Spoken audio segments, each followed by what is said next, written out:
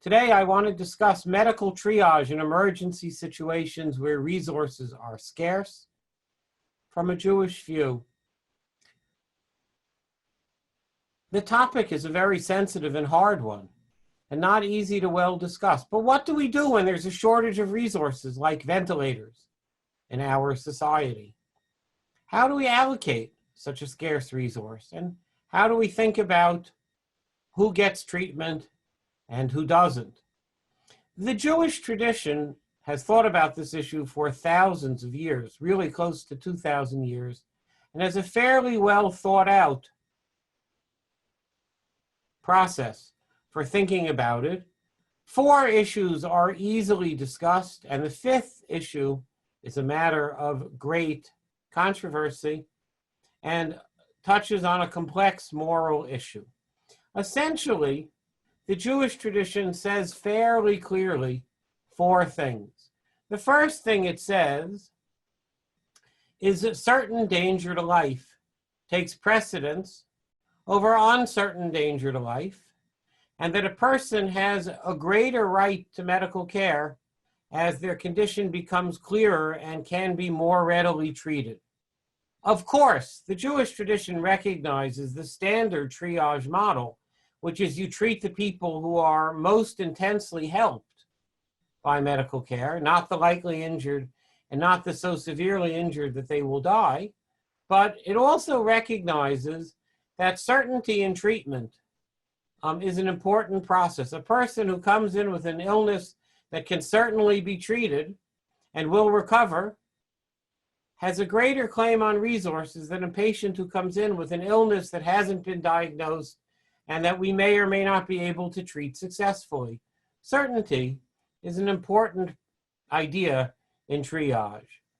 When 2 people come in who suffer from an identical illness with an identical form of treatment, but only one can be treated, the Jewish tradition does allow one to look at potential for a full life. So the idea the Jewish tradition puts forward here is a sad but true one. As we're loading the lifeboats, we might load the children before the 80-year-olds, not because the 80-year-old's life is any less precious, and not because their murder would be any less sinful, but because when you can only save a limited number of people, the Jewish tradition is very comfortable with saving people with more potential life rather than saving people with less long-term potential for life. There's no doubt that the typical healthy 20-year-old has a longer lifespan than the typical healthy 80-year-old. And thus the typical healthy 20-year-old, when resources are scarce, gets treatment before the typical healthy 80-year-old. The Jewish tradition also notes that treating people who are needed to save everybody takes priority over almost everybody else. So when there is a fire, indeed, when there are many fires, we might have a rule of triage which says firefighters get treated first. This accomplishes 3 things in the Jewish tradition, each of which is very important. First of all, it increases the number of firefighters who can fight fires. Since after all, the sooner they get better, the more quickly they can return to the firefighting field, the greater the number of firefighters. Secondly, it recognizes a higher priority for people who are addressing the problem than the people who are not addressing the problem. And then thirdly, it's understood to be part of the social compact that when we send a doctor into a hospital full of an illness, we promise him that if he gets the illness, he'll get priority in treatment, because otherwise the doctor will say, I won't go to the hospital to help other people because the risk to me is too great.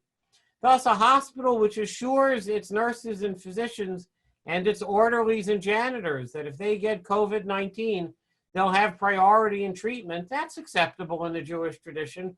Otherwise, nobody will involve themselves in the treatment of the sick. And this is a positive reward for being a person who does good. Finally, the Jewish tradition says all other things being equal, the people who are being treated have priority over the people who are not being treated. So when two people are in a hospital and the first one arrives first and treatment starts, when the second one arrives, the second one waits until the treatment of the first person is over, if only one person at a time can be treated.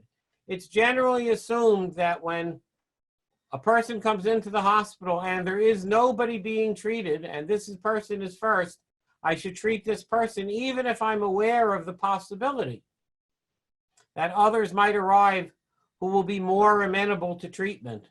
Right now, there's nobody here, and this person is entitled to treatment. This, of course, brings us to the most complicated question. The most complicated question is not whether I can stop treating one person to treat somebody who will benefit more from the treatment. The Jewish tradition recognizes that I can cease treating one person in order to treat somebody else who's more amenable to treatment. The very hard question in the Jewish tradition is whether I can remove items that are keeping the first person alive in order to give them to the second person who needs them. This is called the problem of extubating. Intubating is when I put somebody on a ventilator. Extubating is when I take somebody off of a ventilator. So of course, we all recognize when a person is on a ventilator, but he really doesn't need the ventilator. It just assists him. But he will live without a ventilator, albeit in some discomfort and pain. I can take him off a ventilator to give it to somebody who needs a ventilator. So too, of course, the Jewish tradition recognizes that the moment somebody dies, I can take them off a ventilator and use the ventilator to keep somebody else alive. Dead people have the absolutely lowest priority in treatment. But the hard question in the Jewish tradition is when I have a person on a ventilator who is inevitably going to die shortly, but the ventilator is preventing them from dying right now, and it's just causing them to die in 2 hours, and it's the only ventilator I have. And in comes a person who needs a ventilator or they will die right now. Can I take this person off of a ventilator in order to save the life of somebody else? The argument being that this life is less valuable because no matter what I do, this person will be dead in a few hours, whereas the person who needs treatment can live a long and extensive life. There are 3 schools of thought on this matter in the Jewish tradition. The first school of thought is led by the great Rabbi Moses Feinstein, who argues that taking a person off a ventilator is a form of murder. And we simply don't murder one person to save another person. Better, many should die than one should be murdered, is this view in Jewish law. It's not unique to Rabbi Feinstein, and it's commonly articulated. The second view says as follows: even if I take this person off of the ventilator, they won't die immediately. It will merely hasten their death. And I can hasten the death of one person in order to totally and completely save the life of another person.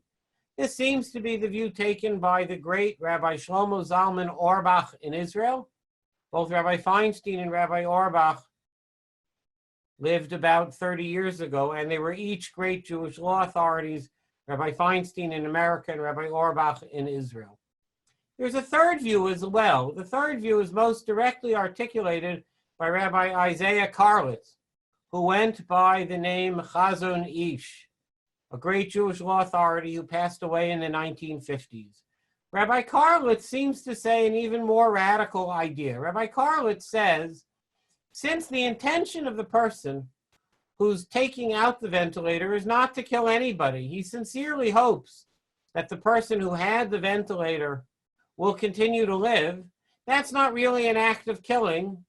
His intention is to save somebody, and it's an act of saving. Rabbi Karlitz gives a famous example. I'm sitting in my trench in World War I. It's not quite the example he gives, but we'll give the example that we all suspect he's talking about. Into my trench comes a hand grenade.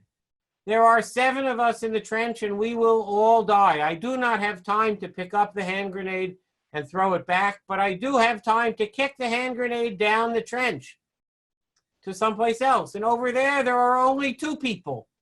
Can I kick the hand grenade over there, thus causing the death of these 2 people, but saving the other 7 people? Rabbi Karlitz says that is not an act of murder, but an act of salvation. Since my intent is to save the 7, and I don't really want the 2 over there to die, it's just a sad and terrible byproduct of my act of salvation.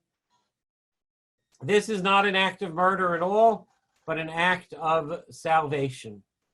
Rabbi Karlitz's view has attracted a considerable amount of support, and I, Michael Broyde, personally think that that is the correct view of Jewish law. When a physician is doing something with intention to save a greater number of people or a person with a greater potential of life, I think that there's ample grounds to permit that activity as proper conduct. Let me add on to this something Rabbi Feinstein hints at, which is maybe,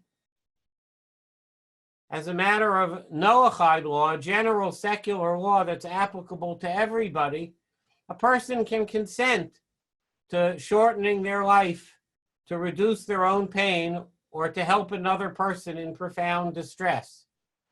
Maybe we can infer that no rational human being would withhold consent to shorten their own life in order to save the life of another human being, thus adding weight to the view of Rabbi Karlitz. We hope and we live in a time in which things are unexpectedly complicated and difficult. People are dying in hospitals in Italy due to shortages of ventilators, and we worry that this is shortly coming to the United States as well. We in the Center for the Study of Law and Religion recognize that religion can be a powerful force for proper moral conduct in the United States and everywhere else, and we certainly hope that that is the case here as well. Medical triage is a central issue which religious people ought to have a say in what is the proper allocation of resources in time of shortage. Thank you all very much. This is Michael Broyde for the Emory University Center for the Study of Law and Religion. Have a wonderful day and all the best.